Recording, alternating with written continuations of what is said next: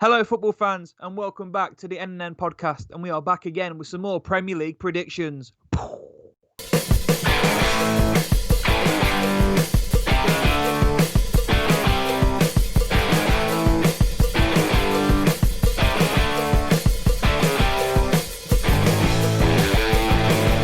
Right then, guys, hello and welcome back to yet another prediction video on the NNN podcast. It is, of course, game week 6 in the Premier League. I'm Nathan, and as always, I'm joined by my better half, Mr. Matthew How are we doing, North. buddy? How are we?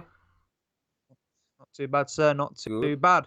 So, yeah, game week 6 Premier League predictions. I mean, it is what it is. If you've seen the first 5 installments, you know where we go from now. We talk you through our predictions. So I'll kick things off down at the Amex on the south coast with Brighton versus West Bromwich Albion. Not really a game to make the hairs on the back of your neck stand up. Not one you're going to rush home for. But I've gone for a 2-0 win for the Seagulls. Now, I have been a massive fan of Brighton this season, as a lot of you may have seen if you have watched our previous instalments. I think they play wonderful football. I do think they're a bit guilty, of being a bit wasteful in front of goal and maybe not having that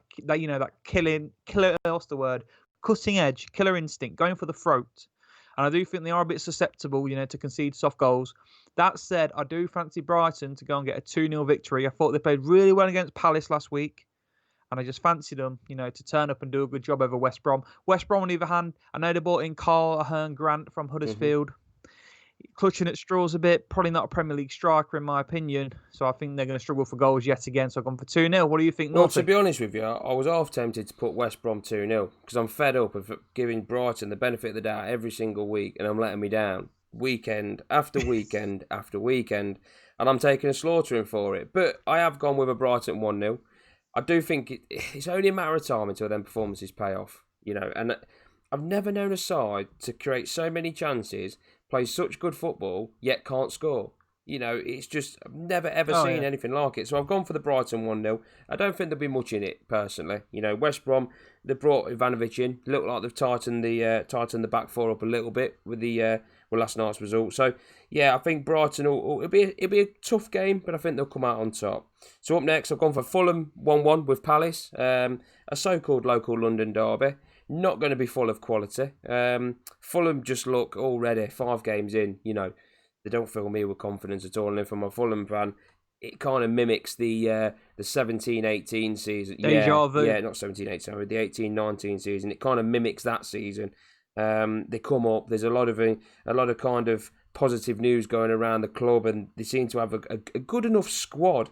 Just don't seem to perform. So I've gone for a Fulham 1-1 with Palace. Over to you for the London derby. Yeah, so I've actually gone for a home win. I actually fancy Fulham, to pick up the first win of the season. I know they have been a bit shit early doors. That has to be said. But I saw a little glimmer of hope against Sheffield United. They missed a penalty. They took the lead. Quite unfortunate to come away with all 3 points in that game. And, Palace looked very, very average against Brighton. A big local derby. You think they'd be up for it, and they got played off the park, quite frankly. So I'm actually putting a bit of faith in Scotty Parker's boys. I'm going for Fulham 1, Palace 0. And that rolls on nicely to the next game, which is Ralph Hasenhüttl, Southampton, who will take on the league leaders, Everton. I've actually gone for a 2-1 away win to Everton. I think Everton's good form will carry on rolling. You pretty much guarantee Dominic Calvert-Lewin is going to score a goal nowadays. So that's, if you can't discount that. But on the other hand, you can also say Danny Ings looks like he's going to score every time he crosses that white line. So therefore, I've gone for a 2-1 win to Everton. I just feel they have a bit too much momentum, feel-good factor. It's a lot in football. Momentum is huge in football. And I just feel the momentum is with Everton. So I've gone for a 2-1 win to Carlo Ancelotti's Blue Army. On to you, Yeah, Norm. I've gone for 3-1. So I've gone for an extra goal. I think Everton, at the moment, there's a part of me that was thinking, can they carry it on? Can they carry on performing throughout weekend after weekend? And so far, the first major test at the weekend, which was Liverpool, and they've come away with a point. Some may say lucky, but they're getting results. They're doing what good teams do, and that is get results and picking up points in the right areas. So I think a 3-1 win at Southampton. Southampton, on the other hand, they got that bit of a crazy result, didn't they, against Chelsea at the weekend? They can quite obviously score goals, but obviously there's an issue at the back. They're still leaking. They're a little bit hit and miss. I thought they may kick on from the end of last season, but they've not. I think they'll stay. I think they'll stick by the manager, and rightly so. But I think Everton could be a shock this year. Everton really could be. I think it doesn't mimic us by any way, shape or form, but they could be a shock because everyone else doesn't seem to be performing. Moving on to Wolves v Newcastle and a straightforward 2-0. There's nothing else to say about that one. Newcastle a little bit hit and miss. One weekend they look fantastic. The next they look like they've got no idea. Wolves are just starting to pick up a little bit more consistency. It's never easy when you go to Molineux, whether it's empty or not. And quite obviously, Wolves have got some real quality in the side and a mini Portugal, some may say. But yeah, 2-0 to Wolverhampton. So over to you for Wolves v Newcastle. Yeah, I've also gone for a home win. I've gone for actually 1-0. I think it'll be a bit tighter. I think Newcastle, they've shown glimpses. I think they won away at West Ham on the opening day. They got a good point at Spurs. Maybe controversial, some may say, with the decision. But then they've also been rolled over at home by Brighton and Newcastle. I mean, it's a bit hit and miss with Newcastle. I mean, Brighton and Manchester United, sorry. Yeah, it's a bit hit and miss with Newcastle at the moment. Wolves, on the other hand, like I said, had a really bad result against West Ham, got turned over 4-0, but then backed that up with a very, very good win away at Leeds. So they look like they've got their ducks in a row. Connor Cody looks in fantastic form. The young kid Max Kilman slots in, effortlessly. And then they've got that Portuguese contingent who are always dangerous. So, I've gone for a 1-0 home win to Wolverhampton Wanderers. And that moves on to the next game, Burnley versus Spurs. Burnley certainly not the poster boys of the Premier League. I feel a bit sorry for Burnley. Very, very bland transfer market. Very poor. Only really bought in Dale Stevens. It's not nothing to really get excited about. Spurs, on the other hand, I know they threw away a 3-0 lead against West Ham. I know that. But I still think Spurs probably at this current moment in time, it goes against all my predictions. I think Spurs could be, more than a dark horse for the title. I think going forward, they look absolutely incredible. And I can't see anything other than a comfortable Spurs win. I've gone for 2-0, but in reality, it could be 2-0 after 15 minutes. Because when Spurs turn it on, no one can live with them. When Spurs turn it on, when Son, Kane and if Bale gets fired, it's scintillating. So I've gone for Burnley 0, Spurs 2. On to you, Yeah, Mr. and North. again, same kind of result, but different scoreline. I've gone for Spurs 3, Burnley 0. And as you say, the front three at Spurs, when Bale starts playing regular, it's really frightening, the potential that front three's got. Kane is, he's kind of adopted a new role, so not only is he kind of chipping in with the goals, he's also assisting. So he's becoming a real class act in the Premier League, changing his game, and Mourinho's got him firing. As you say, the result at the weekend was a little bit of a shocker. It was probably one where Spurs would have thought it was dead and buried. I think the whole country, that would have been watching the game or checking the score would have thought that was dead and buried. But shock results do happen, as we know, and it's been one of them seasons so far. But I think it'll be comfortable against Burnley. Like you say, the signings, Dale Stevens, it really lacks any sort of ambition. Sean Dyche is trying to work with what he's got. I know they've got some injuries. A few of them will start coming back, but I think it's going to be a long old season for Burnley, and I think they could be in trouble. I really do. So, moving on to West Ham versus Manchester City, and I've gone for a Man City 2-0 win. Aguero's back, and when Aguero's back, Man City tick. Once they've got that strike up there that's going to start banging goals in, they start looking deadly again. They probably weren't firing on all cylinders against Arsenal, but I think they've got enough quality to beat West Ham. West Ham, on the other hand, again, mixed bag, real mixed bag. And I think you could say the same about most teams this year. You just do not know what you're going to get. It's such a inconsistent season where teams one week are beating the top sides and then the next week they lose. It's just absolutely bizarre. But I've gone for Man City 2-0. Over to you. Yeah, well, I've actually gone for a 3-1 away win to Manchester City. Pep Guardiola's men. Like you said, I think Aguero coming back's massive for them. Absolutely massive. No, not just the goals he scores, but the presence. Just I think having him up front, having that recognised striker, I think it almost like breeds a whole new, air of confidence throughout the team. I just feel like it's so important to them to have that, that main man, because they have all the build-up play in the world, but they need someone at the end of it to stick the ball in the onion bag. West Ham, I'll say this, West Ham came to the KP the other week and they did such a good job on us, absolutely battered us. I was incredibly impressed with how West Ham played. And I was impressed with how they came back against Tottenham. I mean, they were blown away for the first 20 minutes, but take that aside, they actually did not do too bad. But like we said, Manchester City, now Aguero's back. They just seem to you get the impression like now they're going to start to build a head of steam and really start to, start putting teams to the sword. And I think it doesn't matter how West Ham play at the weekend. I think City will just be too strong. So I've actually gone for a 3-1 away win to Manchester City. And that rolls us on to the champions, Liverpool versus Sheffield United. Virgil van Dijkless, Liverpool, we should say. That has happened. I mean, you'd think the world had ended. Not that some gears just got injured. I mean, bloody hell. You want to talk about injuries? Look at Yeah. Leicester. Good grief. Yeah, anyway, Virgil van Dijkless Liverpool. Obviously, still Alisson-less Liverpool as well, I believe. So it will be a bit shaky. And we must stress, we did make these predictions before Virgil van Dijk got injured. So with that in mind, it's a whole different Liverpool team. But I'm going to stick with my 4-1. I think Sheffield United, they got a point away at home to Fulham last time out. Quite fortunate, in my opinion. I just don't know what's going on with Sheffield United at the moment. Second season syndrome, perhaps. It looks like it's the case. The lack of fans not really pushing them over the line. Potentially, it's a very hostile crowd there at Bramall Lane. For anyone who's ever been there as an away fan, they do really get behind their team. More so than like a Liverpool. You go to Liverpool and the opposition player goes to take a corner. At Bramall Lane, you're getting wanker signs and coins thrown at you. At fucking Anfield, you got fucking geezers there with selfie sticks. So it's a bit of a different mentality. But that said, I'm still going for Liverpool 4, Sheffield United 1. Yeah, I've gone for 5-0. I've gone for an absolute whitewash. And as you say, Sheffield United, whether it be second season syndrome or whether teams have just sussed them out, I'm not 100% sure. The signings they made didn't excite me in any way, shape or form.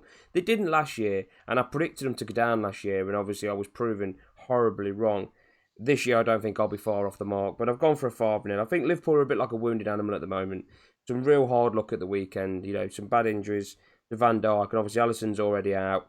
They got that goal chalked off at the end, which was probably one of the worst offside decisions I've ever seen in my life. So they're a little bit of a wounded animal, and you always know with teams like Liverpool, when they do get hurt like that, they tend to come back firing, and I think Sheffield United are going to be the victim of that. So I've gone for a Liverpool 5, Sheffield United 0. And up next, it's our lot away to Arsenal, and I do not feel confident at all. I really do not. Whether it's the injuries, we could talk about this on a different episode, on a different show. We could go on for hours. But I've gone for an Arsenal 2-0. I can't see where the goal is going to come from. If Vardy doesn't play, I can't see Leicester scoring. I really can't. We play some neat football at times. The build-up play looks easy on the eye. There's no one there to finish it. And without Vardy, we just look toothless, which is a worrying sign, as we've got no one else to back him up.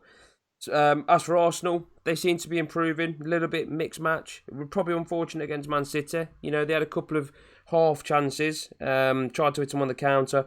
They've brought Thomas Partey in, who I think will really shore the midfield up. I think once they get everyone fighting fit and everyone playing, and they get the strongest 11 out, I think they could be a force. I don't think they're quite up there in terms of winning the league, but I think they should start. They'll brush sides away eventually. I think that's only a matter of time. Mm-hmm. So Arsenal 2, Leicester 0. As much as I hate to say it, over to you, Nath.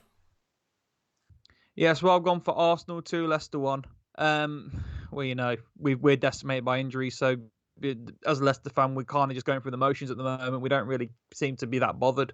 We just sort of just like whatever happens. We're absolutely fucked in terms of injuries. So there's very little ambition, I think, amongst the Leicester City fan base. When you look at Glass FC, that's what we may as well call us.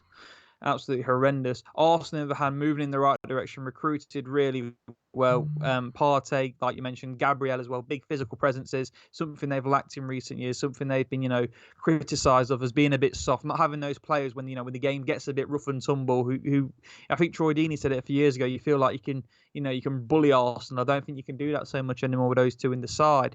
So I've gone for Arsenal 2, Leicester 1. Moving on then to Aston Villa versus Leeds, two of the great institutions of English football, some would say, and I've actually gone for a home win for Aston Villa. Won every single game of the season so far, including a 1-0 win at the KP at the weekend. I've fancied them to go 2-1 again. I don't know why. I just feel Leeds, I don't know what to make of them. They look really good, really energetic. They play the game at 100 miles an hour, but then they seem to, I don't know with Leeds. The jury's still out for me on Leeds. It's too early in the season for me to say what I think of Leeds. But Villa, they look sharp. Their forward players are on good form. Grealish, Watkins, Barkley, all seems to be clicking rather nicely for them. Things are going their way, no injuries. at all. So yeah, I just fancy Villa to beat Leeds 2-1. Yeah, I've gone for Villa 2, Leeds 2. I like the look of Leeds. They play some good football. Probably a little bit unfortunate against Wolves last night. Had a lot of the ball, created a lot of chances, but that's the Premier League. Yeah, so far so good from Leeds. But Villa, yeah, how long can they keep it up? I look at Villa, man for man, and I compare them to Everton, because Everton are the other supposed shock this year. And Everton, man for man, have got quality, and they could really back it up.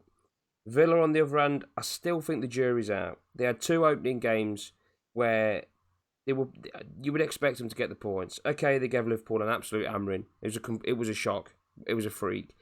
They've come to the KP. Did they cause as many? It was a little bit of a bit of a mismatch, wasn't it? You know, at times I thought we started pretty well, but then Villa kind of grew into the game. It caused us a few problems, but I don't think I was ever kind of, biting my nails and waiting for it looked like a 0-0, didn't it, from the get go? Yeah. Barkley. Oh, we certainly No, weren't going to score. exactly. Yeah. Barkley pops up with a great goal at the end, and to be fair to them, they grafted it out. And I know we said at the start, obviously Everton, that's what good teams do. So maybe they'll shock a lot of us. But I think 2-2. I think it'll be a game full of goals. It'll be open. Leeds have got goals in them, quite obviously. But Villa are proving that they've got quality as well. Whether they can back it up and keep it going all season long, well, that's for another day. But I've gone for Villa 2, Leeds 2. I'm moving on to the final game of the video, and I've gone for United 3, Chelsea 2. Chelsea at the moment cannot stop the goals going in, but they're capable of scoring goals. And United, on the other hand, can score goals, but just can't stop them going in. So I think it's going to be one of them where it's kind of... I don't think either side is going to want to lose the game, but at the same time, I think both sides need to win the game. So I think it'll be open. I think they'll be both attacking. If Man U start full strength, as do Chelsea, I think there'll be plenty of goals in it. I think United will come out on top, though. I think United will just edge it. I'm still not convinced by Chelsea. I'm not convinced by Frank.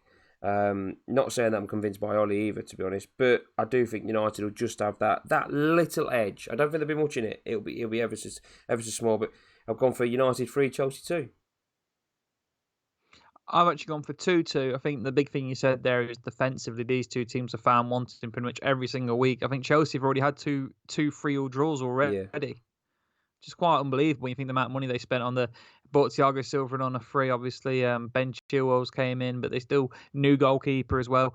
But they still keep shitting goals like it's going out of fashion. United, they got Slabhead at the back. We all know he turns like the Titanic. He's not the most robust of centre arse. I mean, if he was half as good at defending as he was at scrapping Greek police officers, they might have a half decent chance.